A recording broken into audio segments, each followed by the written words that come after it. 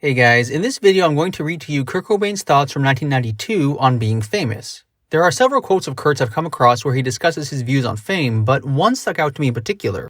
Because at one point, Kurt says he thinks people will forget about Nirvana within a year. Well, it's been more than 30 years since Kurt said that, and Nirvana remains one of the most popular artists in the world. Now, of course, it's been well documented that sometimes Kurt would exaggerate or say things sarcastically during interviews. But this may not have been the case this time. Perhaps Kurt did really think Nirvana would be more or less forgotten within a year's time.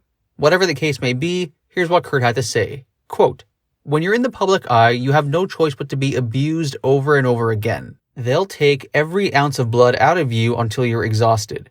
Journalists are groveling for any kind of article about us. Like they're going down to Aberdeen and talking to my friends, and these guys in tractor hats and mustaches are claiming to be my friends. They're saying, yeah, Kurt slept on my couch for 6 months. It was great. I sold him his first amplifier."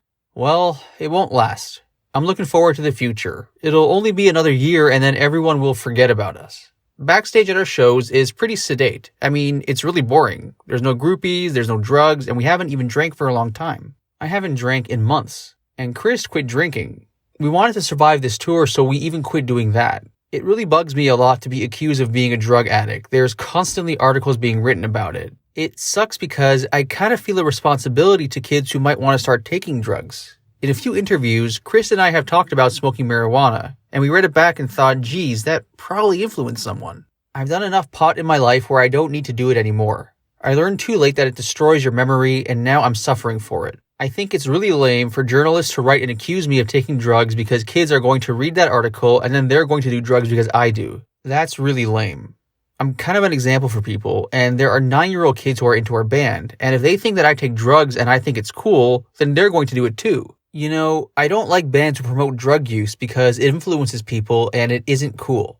We're under a lot of pressure. We've toured too much, and that has certainly had a negative effect on our ability to create. But it would be insulting after what we've been through and what's still to come to whine about it today.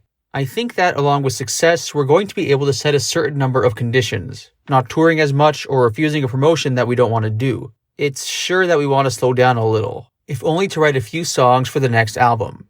I have to practically apologize for Teen Spirit's success to people. It's not our fault. I mean, the label is totally supportive in letting us do what we want, but that's pretty much all they did.